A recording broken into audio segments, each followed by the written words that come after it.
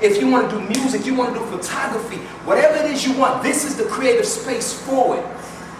A brilliant mind, brilliant mind. You saw, because sometimes we have ideas, yes, but an idea without a vision, yes, an idea without a vision will never move. Sam, and when we talked about this, it was like, yo, acoustic, you know, just a vibe session, let's do it, you know what I'm saying? Yeah. And here it is, this is the first one. When I was in Vegas for Memorial. I'm gonna shut up in a minute. I was in Vegas this weekend, and Sam called me and was like, yo, bro, you've been talking about it, we're doing it. I said, let's go. I said, when? He was like, Sunday. I was like, really, nigga? Was that soon?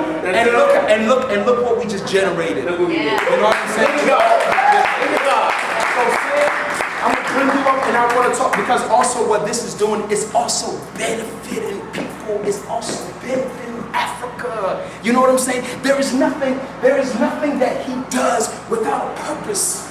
There's always an underline. You know what I'm saying? He's not just doing this to look cool.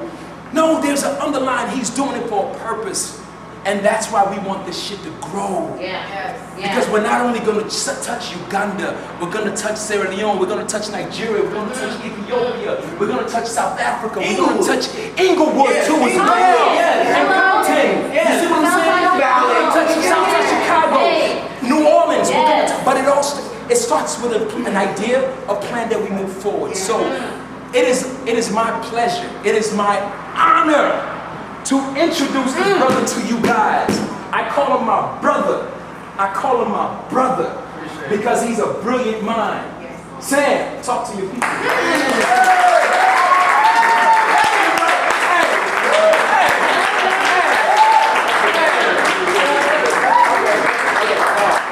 I'm just gonna tell you right now, my speech is not gonna compare to that.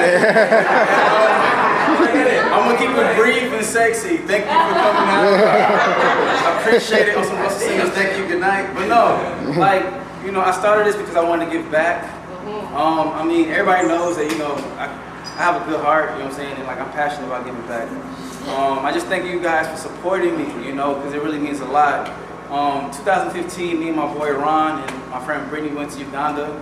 It was my first time in Uganda, his first time in Africa. And when we went, you know, we fell in love with these kids at this home called Blessed Child Foundation. All the children have cancer, different types, different stages. Some on their deathbed, you know, some almost there, and some, you know, just like, you know, just found out. It touched my heart, touched Ron's heart, and I was like, man, we got to do something. So I was there in May, and the founder was telling me it only costs $900 to give over 20 kids treatment, chemo, and like their medicine. $900. That's rent. You know what I'm saying? So like, from this event, I raised between $800 and $900. Woo! You know?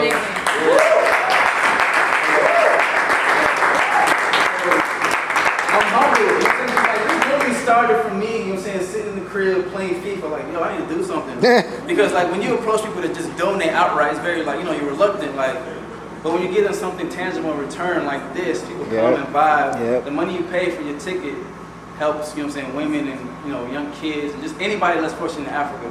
So I'm gonna keep it short, just say thank you guys for coming and rocking with me.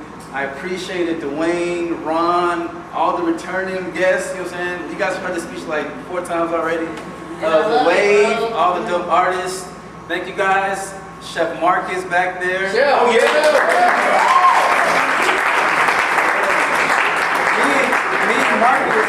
Me and Marcus, we wanted to work together for so long, and we was like, you know, this is it. You know what I'm saying? This is like the perfect thing for us to do.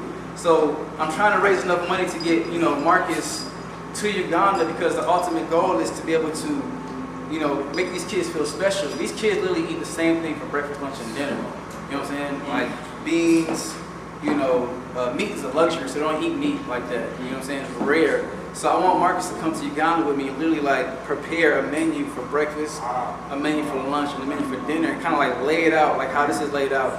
So these kids can kind of like sit at the table and be like, man, you know what I'm saying, I feel special. Because you can ask Ron, swear to God, we took these kids to play at like an indoor playground, and you know, it was lunchtime, and they literally sat down, and it was, you know, fries and chicken, something we eat every day here, you know what I'm saying? No offense to the vegans. And Ron can tell you what they said, so you know I'm not lying. What they say, Ron? They were afraid to eat it. They thought the ketchup was bloody. Never seen it before, so a lot of kids pushed it away. And we thought we were, just doing something to better them and show them that we love them. But because they're so used to, he said like it's like a rice with water and everything. But yeah, that's what they were really saying. What really threw us off was like when we presented them the food, they were like, man, this is white man's food we're eating. Yeah. You know what I'm saying? So like they felt like they were like, it was like an honor to them to eat the food. You know what I'm saying? So everything I do, it all goes back to Africa. You know what I'm saying? So 100% of the proceeds, you know what I'm saying, apart from like paying for the food, like goes to the kids. So again, I just want to thank you guys, you know what I'm saying, for supporting. It means a lot. We're gonna do this again. So if I don't have your email, please make sure before you leave, send me an email. Just want to continue to do this, create good vibes. Again, shout out to the Wave.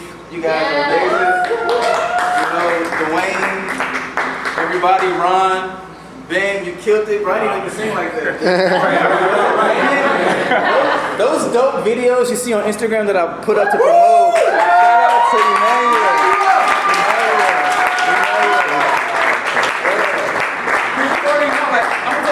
Like, a lot of people don't see the bigger picture because I'm not doing it for me, I'm doing it for the kids in Africa. So when I approach you for help, I'm trying to raise money, not shell it out. Like I reached out to a publicist who told me she can't help me for less than $3,000 a month. And I'm like, damn, yeah, a month, yeah. So I'm just like, crazy. And like, for somebody to sit down and put together a whole video, you know what I'm saying, just off the strength of love, it means a lot. So Emmanuel, thank you, bro. I love you, bro. So, I'm not gonna hold up too much of your time. I'm gonna bring up Jamar. Yeah. You know what? I'm gonna let Dwayne introduce Jamar. Because he out here making everybody look like, I'm gonna let him do it. But thank you guys again.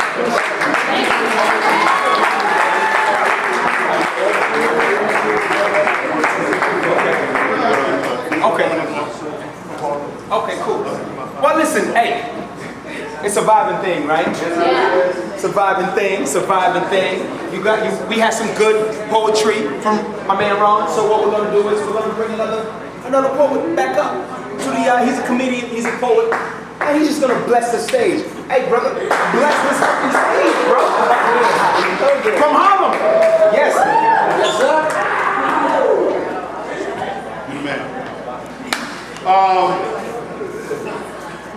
So normally, guys, when I'm in front of people, I'm telling jokes, all right? But this is a special occasion because I feel like I wanted to leave my heart out here and maybe like leave it out so much that maybe I can just break down. That's kind of how hard I want to try to go with these pieces. So the first piece is about my father. My father was a veteran. He served in Vietnam. He came back addicted to that heroin.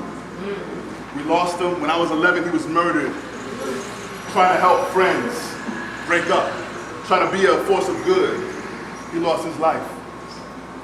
So this song is called You Promised. It was 1979, October 14th. I stepped foot on this earth and I had no beef. I made my mama smile. I made my father smile. I always thought he would come back after a while, but I was wrong because he left me when I was a kid. At 3 years old, that was the last time he held me proud. Then like the wind, he was ghost, yo, without a sound.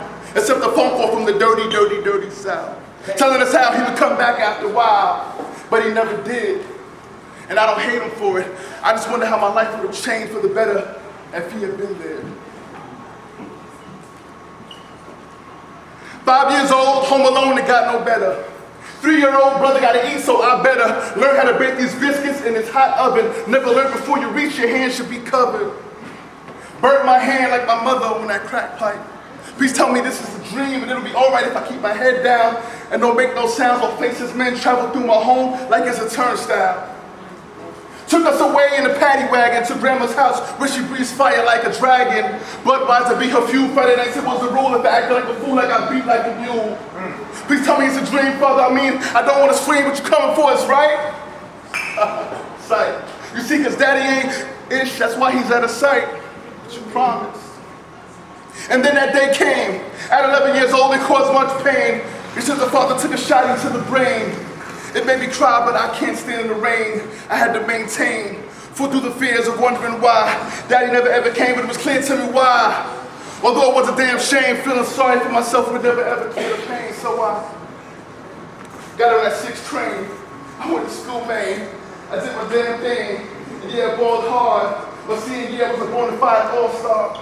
Better yet, I was the MVP. And I graduated top of my class. So I could see, I had a breakthrough that God's ceiling of all my father's feelings, wheeling and dealings, how he left his kids feeling lost and alone and in a broken home.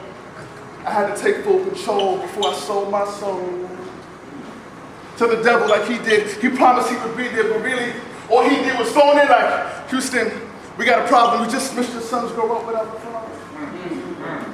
But you can take all of the credit. We're probably better off your dad. I hope you're in heaven.